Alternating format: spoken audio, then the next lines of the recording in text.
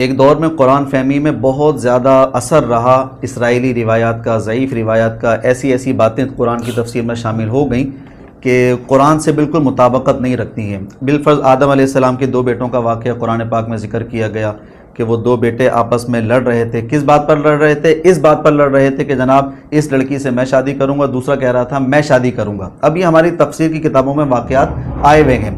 قرآن پاک کی جب آپ نص پڑھتے ہیں تو وہاں پر کوئی ایسا ذکر نہیں آ رہا کہ جناب وہ کوئی لڑکی کے بارے میں اختلاف کر رہے تھے کہ جب میری شادی ہوگی، وہ کہہ رہا تھا میری شادی ہوگی۔ تفاسیر میں ہمیں یہ بات ملتی ہے۔ اسی طریقے سے اور بہت سارے معاملات ہوتے ہیں، اور آج ہم نے موضوع بھی ایسے ہی منتخب کیا ہے۔ اللہ رب العزت ارشاد فرماتا ہے، نبی علیہ السلام حق بیان فرمانے میں حیا فرماتے ہیں، اللہ حیا نہیں فرماتا۔ یہ دونوں باتوں کو ہم سمجھیں گے انشاءاللہ۔ آج مفتی صاحب کے سامنے اس آیت کو رکھتے ہیں اور سمجھنے کی کوشش کرتے ہیں۔ پروگرام کو آگے بڑھانے سے پہلے آپ سے ذکر کر دوں، انشاءاللہ ہماری بہت جلد کلاس شروع ہونے والی ہے۔ ایڈمیشن بھی تقریباً ہمارے مکمل ہو چکے ہیں۔ اگر آپ جلدی ایڈمیشن لے لیں گے تو آپ کو اس میں شامل کیا جائے گا، ورنہ ایڈمیشن کلوز کر دیے جائیں گے۔ تو آئیے ہمارے اس کورس میں ضرور شامل۔ تین سوال کیا اس بھائی نے مجھ سے، سورہ احزاب میں جو یہ واقعہ آیا ہے، نبی علیہ السلام نے جب دعوت کے لیے گھر پر بلوایا تھا صحابہ کرام کو، تو اب کافی دیر ہو گئی تھی بیٹھے بیٹھے، تو نبی علیہ السلام کی اعلیٰ محبت اور شفقت ایسی رہی تھی کہ وہ اپنی طرف سے نہیں کچھ جلدی کیا کرتے تھے کہ بھئی چلے جاؤ یہاں سے۔ تو اس کے لیے اللہ رب العزت نے فرمایا فَيَسْتَحْيِي مِنْكُمْ، وہ تم سے حیا کر رکھیں گے اس بات کہنے میں۔ وَاللَّهُ لَا يَسْتَحْيِي مِنَ الْحَقِّ، اللہ تعالیٰ حق بیان کرنے سے حیا نہیں فرماتا ہے۔ تو یہاں پر یہ جو بات آ رہی ہے کہ حق بیان کرنے سے حیا نہیں فرماتا، تو پیچھے بات کیا ناحق کی چل رہی تھی کہ نبی حیا کر رہے ہیں حق بیان کرنے سے؟ یہ بات کو آپس میں ٹکراؤ پیدا ہو رہا ہے آیتوں کے جملوں کے اندر۔ تو وہ یہ کہہ رہے ہیں کہ اس پر ذرا وضاحت دیجئے کہ ان دونوں میں ٹکراؤ کیوں پیدا ہو رہا ہے؟ دیکھیے بالکل متبادراً ذہن کے اندر یہ بالکل بات چلی جاتی ہے، کیونکہ الفاظ اس طرح ہیں اِنَّ ذَلِكُمْ كَانَ يُؤْذِي النَّبِيَّ، کہ یہ جو عمل ہے تمہارا یہ اللہ کے رسول پاک علیہ السلام کو اذیت دے رہا ہے۔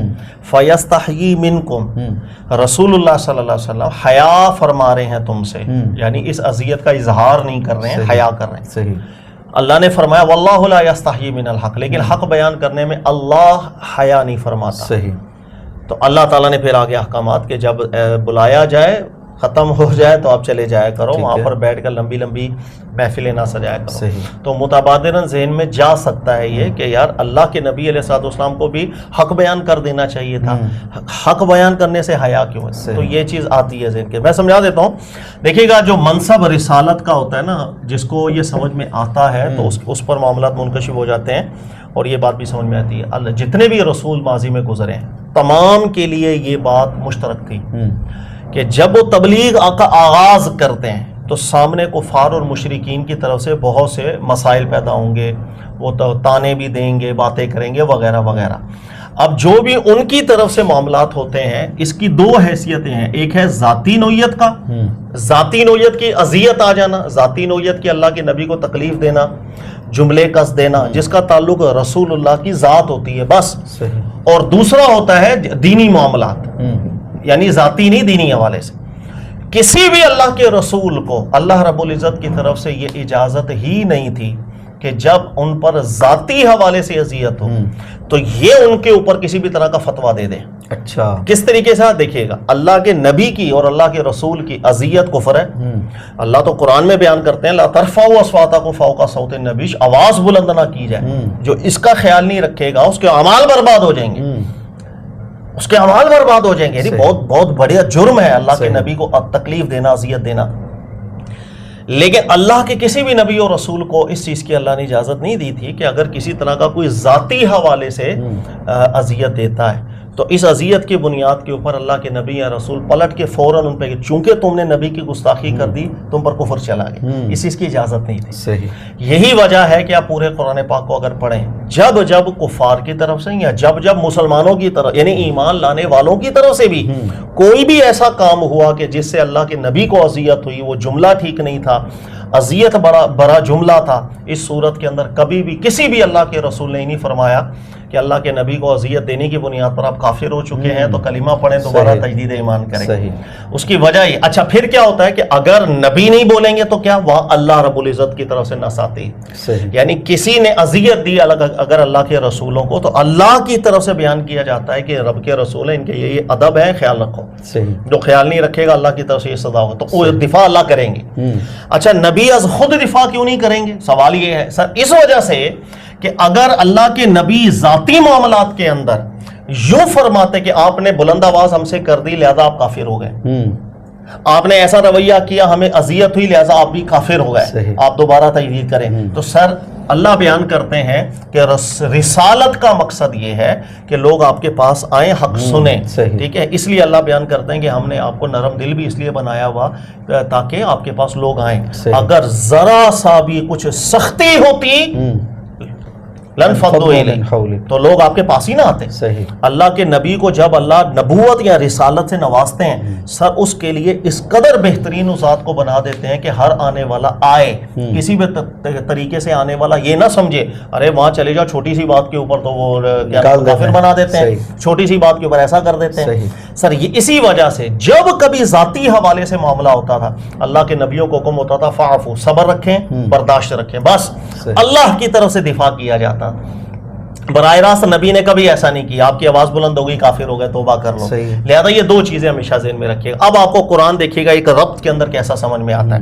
نمبر ایک، اللہ نے قرآن میں ارشاد فرمایا کہ ایسے نہ بن جاؤ جیسے موسیٰ علیہ السلام کی قوم موسیٰ علیہ السلام کو اذیتیں دے رہی تھی، لا تکونوا کالذین آذوا موسیٰ فبرأہ اللہ، یعنی اللہ بیان کر رہے ہیں کہ ویسے نہ ہو جاؤ جیسے موسیٰ علیہ السلام کو ان کے ماننے والوں نے بڑی بڑی اذیتیں دی تھیں لیکن اللہ تعالیٰ بری کر دیتا، زبان سے بڑی تکلیفیں دی، لیکن جتنی تکلیفیں قرآن نے ذکر کی ہیں ایک جگہ بھی اللہ کے نبی موسیٰ علیہ السلام نے یہ نہیں فرمایا تھا کہ آپ کی طرف سے چونکہ ہمیں اذیت ہوئی ہے آپ کافر ہو گئے۔ جیسے آپ سورہ بقرہ میں دیکھیں آپ نے فرمایا کہ گائے ذبح کی جائے، قالوا اتتخذون ہزوا، ڈائریکٹ اللہ کے رسول کی ایک نازیبہ جملہ تھا، تکلیف دہ جملہ تھا کہ وہ اللہ کی طرف سے بات کر رہے ہیں پھر بھی کہا کہ آپ ہم سے ٹھٹا مذاق کر رہے ہیں۔ سر دیکھ لیجئے گا موسیٰ علیہ السلام نے کچھ نہیں فرمایا کہ چونکہ آپ نے ہمیں اذیت دے دی لہذا آپ کافر ہو گئے، ایسا کچھ بھی ارشاد نہیں فرمایا۔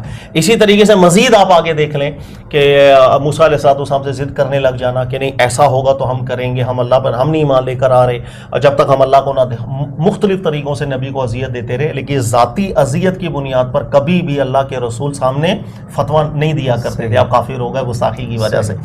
اسی طریقے سے یعقوب علیہ السلام کا واقعہ قرآن پاک میں آپ دیکھ لیں، یعقوب علیہ السلام کے واقعے میں کیا آپ ہی کے بیٹوں کی طرف سے بہت سے جملے ایسے ہیں جس سے تکلیف ہو رہی تھی ذاتی اللہ کے نبی یعقوب علیہ السلام، لیکن کبھی بھی اس تکلیف کی بنیاد پر آپ نے یہ نہیں کہا کہ اللہ کے نبی کو تکلیف دینے کی بنیاد پر آپ لوگ کافر ہو گئے۔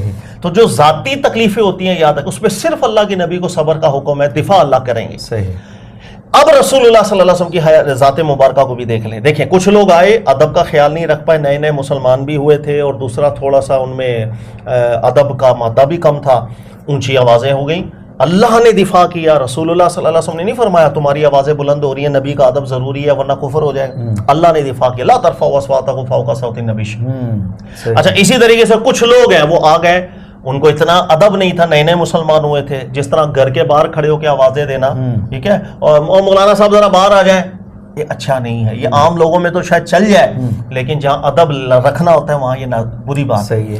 رسول اللہ صلی اللہ علیہ وسلم کو اس طرح آوازیں دی، اللہ نے قرآن پاک میں ارشاد فرمایا کہ یہ جو آپ کو باہر سے ندا دے کے آوازیں دے رہے ہیں یہ ابھی ان کو عقل و شعور اتنی نہیں ہے، بلکہ حکم دیا گیا کہ باہر صبر رکھا کریں، اللہ کے رسول مصروف ہیں، جب وہ فارغ ہوں آئیں، آپ انتظار کیا کریں، ایسے آوازیں نہ دیا کریں۔ اس طرح جتنے بھی حکم آپ دیکھ لیں کہ ذاتی نوعیت جہاں آتی ہے وہاں نبی کو صرف صبر کا حکم ہوتا ہے، وہ صرف صبر ہے، دفاع اللہ کی طرف سے کیا جائے۔ اب یہاں پر بھی اب آپ کو سمجھ میں آئے گا اللہ کے نبی علیہ السلام کے گھر میں محفل ہے، پروگرام ہے، کچھ اس وقت منافقین بھی ایسے تھے تنگ بہت کر رہے تھے، تو اب اللہ کے نبی کو گھر میں بیٹھ کر لمبی لمبی وہ بیٹھ کے محفل کر کے باتیں کر کے نبی علیہ السلام اذیت میں آ رہے تھے۔ سر یہ جو اذیت تھی ذاتی حیثیت کی تھی فقط یا نہیں؟ فقط ذاتی حیثیت کی تھی، تو اللہ کا حکم ہی یہاں پر یہ تھا کہ نبی نے صبر کرنا ہوتا ہے بس۔ اس وجہ سے رسول اللہ صلی اللہ علیہ وسلم نے یہاں پر صبر کیا، فَيَسْتَحْيِي مِنْكُمْ، زبان سے نہیں کہا کہ ہمیں تکلیف ہو رہی ہے، ہم اللہ کے نبی ہیں لہذا اس اذیت کی وجہ سے آپ لوگ کافر ہو گئے، گستاخ نہیں، اللہ نے دفاع کیا، وَاللَّهُ لَا يَسْتَحْيِي مِنَ الْحَقِّ، لیکن اللہ بیان کرے گا کیونکہ اللہ نے یہاں بیان کرنا ہے، رسول کو منع کیا ہوتا ہے معاملہ. یہی وجہ کہ کافر ساحر بولیں، کافر مجنون بولیں، کسی بھی طرح کی تانا زنیاں کر دیں، وہاں پر بھی صبر ہوتا ہے. اور جو ایمان والے ان کی طرف سے بھی اگر کبھی اذیت کا معاملہ آ جائے تو اللہ کے نبی ہمیشہ صبر کیا کرتے ہیں. یہ دو چیزیں ہیں، یہ جس کو سمجھ میں آتی ہے اس کو یہ آیت بھی سمجھ میں آ جاتی ہے کہ یہاں پر اس لیے اللہ کے نبی نے، یعنی جو شبہ اس طرف جا رہا ہے کہ نبی حق بیان کرنے سے حیا فرما رہے ہیں، تو یہ کوئی دینی معاملہ ایسا نہیں تھا کہ جس کی وجہ سے نبی سے کوئی معاذ اللہ غلطی ہوئی یا نبی چھپا رہے ہیں کوئی بات تم سے بیان کر نہیں پا رہے، ایسا کچھ نہیں تھا. ٹھیک یہ ہے، ذاتی نوعیت کی ایک اذیت تھی جس پر حکم ہی یہ تھا اللہ کی طرف سے کہ آپ نے صبر رکھنا ہے. اور یہ منصب نبوت اور رسالت کے خلاف ہو جائے گا مانا جو ہم سمجھ جائیں گے یہ اگر. بالکل خلاف ہو جائے. ٹھیک ہے سر، ٹھیک ہے. اور آپ اس کو اس جہت کے اندر بھی دیکھ سکتے ہیں نا کہ اگر ہر چھوٹی بات کے اوپر اللہ کے نبی ٹوکنے لگ جائیں، ذاتی بھی کہ بھائی کوئی شخص ہے اس سے چھوٹا تھا بھی کوئی کام ہو نہیں، یہ چونکہ نبی کی شان کے خلاف ہے، آپ کا ایمان چلا گیا، تو سر اتنی مشکل وہ محفل ہو جاتی کوئی پاس ہی نہ آتا. اس لیے اللہ نے فرمایا نا کہ لو کنتا فظا غلیظ القلب لانفضوا الیک، اگر ذرا بھی آپ کی طبیعت میں سختی محسوس کرتے لوگ ہی پاس نہ آتے. لوگوں کے پاس آنے کے لیے ضروری ہوتا ہے کہ اللہ کے نبی، اللہ کے رسول اتنے نرم دل ہوں، اپنی ذاتی حیثیت کے اوپر تو وہ کم سے کم کسی کے اوپر بھی کوئی فتویٰ نویسی نہیں کیا، اللہ کی طرف سے پھر دفاع کیا جاتا تھا. یہ ہے وہ چیز جس کو قرآن نے ذکر کیا ہے، اور یہ منصب کے حوالے سے بالکل ٹھیک بات ہے. ٹھیک ہے سر، ٹھیک ہے سر. یعنی کہ اب یہ بات سمجھ میں آ رہی ہے، قرآن کے واقعات جو ہے نا وہ ایک لڑی میں موتی کی طرح پروتے ہوئے سمجھ میں آ رہے ہیں. جس طریقے سے ہارون علیہ السلام کے قتل پہ اس وقت کے لوگ ہو گئے تھے، تو ہارون علیہ السلام نے موسیٰ علیہ السلام سے اس بات کا ذکر نہیں کیا، بلکہ وہ جو شرک والا معاملہ تھا بچڑے کی عبادت والا، اس کو ایک ایشو کے طور پر ذکر کیا کہ یہ قوم جو ہے نا اس کام میں لگ گئی تھی. اور بات سمجھ میں آ رہی ہے آپ کی کہ اگر وہ قتل والے معاملے پہ ذکر کرتے اور اسی کو ایشو بنا کر کہتے جناب یہ کافر ہو گئے، تو پھر تبلیغ کیسے ہوتی؟ یہ بات سمجھ میں آ رہی ہے آپ کی. یعنی ہارون علیہ السلام کو جس وقت قوم وہ جو کلمہ پڑھنے والے ہی تھے بظاہر، انہوں نے جس وقت آپ کے ذاتی حیثیت میں قتل پر بھی اقدام اٹھایا، ہارون علیہ السلام نے ایسا نہیں کیا کہ چونکہ تم نے اللہ کے نبی کے لیے اتنا سوچا ہی قتل کا تو اسی بنیاد پر ہی تم پر کفر چلا گیا یا کافر ہو گئے. یہ ایشو نہیں آپ نے کیا. بالکل آپ ٹھیک سمجھیں، ذاتی حیثیت کے اندر صرف صبر رکھتے ہیں اللہ کے نبی، اللہ کی طرف سے پھر احکامات نازل ہوتے ہیں. لہٰذا ان کا جو بچڑے کا معاملہ، اس پر پھر اللہ کی طرف سے کفر کا فتویٰ آیا تھا، اور اللہ نے بیان کیا تھا کہ جو تم نے حرکت کی ہے اس سے تم توبہ کرو، دوبارہ ثم آمنوا، پھر دوبارہ ایمان لاؤ. یہ فتویٰ پھر اللہ کی طرف سے دیا گیا. اچھا یہ بات، اور یہ سیرت بڑے بہترین طریقے سے سیکھنی بھی چاہیے اور اچھی بھی ہے کہ جناب اگر آپ مبلغ ہیں آج کے دور میں اور آپ تبلیغ کر رہے ہیں تو کوئی آپ کے فتوے پر علمی پکڑ کر رہا ہے تو ٹھیک ہے سر، سر آنکھوں پر ہم اپنی دلیل دے دیتے ہیں، آپ اپنی دلیل دے دیجیے. لیکن اگر کوئی ہماری ذاتیات پر اتر آیا، عزتیں اچھال رہا گئے، تو آج اگر کوئی عالم دین یہ سیرت اپناتا ہے، ٹھیک ہے جناب آپ کا معاملہ اللہ کا معاملہ، آپ جانو اللہ جانے، میں آپ کو ذاتی باتوں کا جواب نہیں دے رہا، میں پاگل ہوں اپنا ٹائم ضائع کروں آپ کی ان باتوں کے پیچھے. آپ ذاتی طور پہ جو چاہے بولتے رہے بھائی، آپ کا معاملہ ہے. ہاں اگر آپ بولیں گے کہ جناب میرے دلائل غلط تھے تو میں دلائل دوبارہ پیش کر دوں گا. یہ آپ کی بڑی بہترین بات سمجھ میں آ رہی ہے کہ ذاتی طور پہ جب بھی بات ہوتی تھی کوئی نبی جو ہے نا اس کے خلاف کھڑے نہیں ہوئے. اسی طرح آج کے مبلغ کو بھی یہی سیکھنا چاہیے جو میرے خیال سے 1% بھی نہیں سیکھتے سر. جی بالکل ہے. ہمارے یہاں زیادہ جو غصہ آ جاتا ہے نا ہمیں اسی بات پر آتا ہے جب ذاتی اٹیک ہوتا ہے، وہ تو نے ذاتی اٹیک کیسے کر دیا، تو میرے گھر تک کیسے آ گیا. حالانکہ جب ذاتی کوئی حملہ کرے میرا خیال ہے سب سے زیادہ اگنور کرنے والی یہ چیز ہے. اللہ کے نبی بھی ذاتی حوالے سے اس وقت صبر رکھا کرتے تھے، تو یہ زیادہ اچھا ہے آپ نے جس طرح توجہ دلائی. شکریہ. اچھا یہ بات اور بھی سمجھ میں آ رہی ہے کہ ہم اگر اپنے مقصد کی طرف رہیں، بھائی میرا تعلق عوام سے علم کا ہے، ذاتی طور پر میرا آپ کا کوئی تعلق ہی نہیں ہے. آپ ذاتی طور پر مجھے برا کہو پھر میں اس کا رپلائی کروں تو ٹائم ضائع ہوگا نا، میرا علم کا وقت ضائع ہو رہا ہے. آپ کا جو ہمارا تعلق ہے بھائی دلائل پہ بات کریں، علم پہ بات کریں. اگر میرے غلط دلائل ہیں آپ مجھے بتائیے، پھر میں آپ کو اس کے جوابات دے سکتا ہوں. یہ بات بڑی بہترین ہے اور میرے خیال سے مجھے بھی بہت زیادہ یہ سیکھنی چاہیے کہ ذاتیات کی طرف اگر ہم نہ آئیں اور صرف دینی ایشو کو لے کر ہم چلیں کہ جناب اگر دلائل ہمارے غلط ہیں تو آپ ہمیں بتا دیجئے، بھائی اتنا بہت ہے. یہ بات سر بہت اچھی لگی، سیکھنے کو ملا، سمجھنے کو ملا. اچھا یہاں پر ایک بات یہاں پر یہ سمجھ میں آ رہی ہے، پچھلے نبیوں کے جو ہم واقعات قرآن پاک میں پڑھتے ہیں شروع سے لے کر یہاں تک، تو ان کی زندگیوں میں بھی ان کے لوگوں نے بہت سارے اعتراضات کیے ذاتی طور پر. ان کے موسیٰ علیہ السلام سے متعلق بھی ہوا، اسی طریقے سے اور نبیوں سے متعلق بھی ہوا ہے.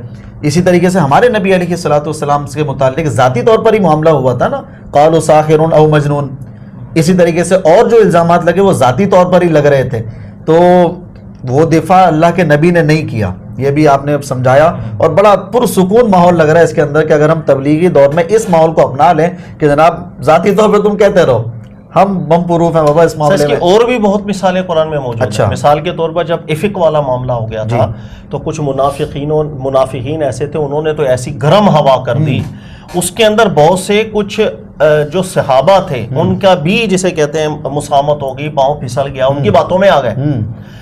لیکن معاملہ ذاتی تھا. رسول اللہ صلی اللہ علیہ وسلم نے ابتدا نہیں کی کہ آپ نے اللہ کے رسول کے گھرانے میں اتنا بری نسبت، آپ کافر ہو گئے. نہیں، نبی علیہ السلام نے صبر رکھا اور بہت دن گزرے، اللہ کی طرف سے جواب دیا گیا تھا، اور اللہ کی طرف سے بتایا گیا تھا کہ جو بڑا سرگنا ہے اس کو تو شدید سزا کا استحقاق ہے اس کا.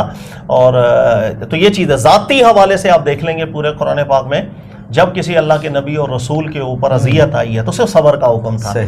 تو وہاں حکم ہی نہیں ہے کہ آپ نے کچھ ایکشن لینا ہے آگے، اور ایکشن اس انداز کا لینا ہے کہ کسی کے اوپر بھی چونکہ نبی کی گستاخی کر دی کافر ہو گئے، یہ ایسا کرنا ہی نہیں ہے. نرم دل رہنا ہے، اللہ کی طرف سے معاملات کلیئر کیے جائیں گے. نبی پر جو ذاتی اذیت ہے وہ اللہ دفاع کریں گے اس کا. یہ ایک بہت بڑا ایک آپ یہ سمجھ لیں کہ اللہ کے نبیوں کو پروٹوکول بھی ہے اللہ کی طرف سے. تو اس مقام کے اوپر بھی ایسا ہی تھا. بالکل ان کا مقام و مرتبہ اتنا اعلیٰ ہے کہ وہ ان چکروں میں نہیں پڑے، اللہ نے ہی ان کی تربیت کی ہے. ٹھیک ہے سر، بہت شکریہ، اچھا سیکھنے کو ملا.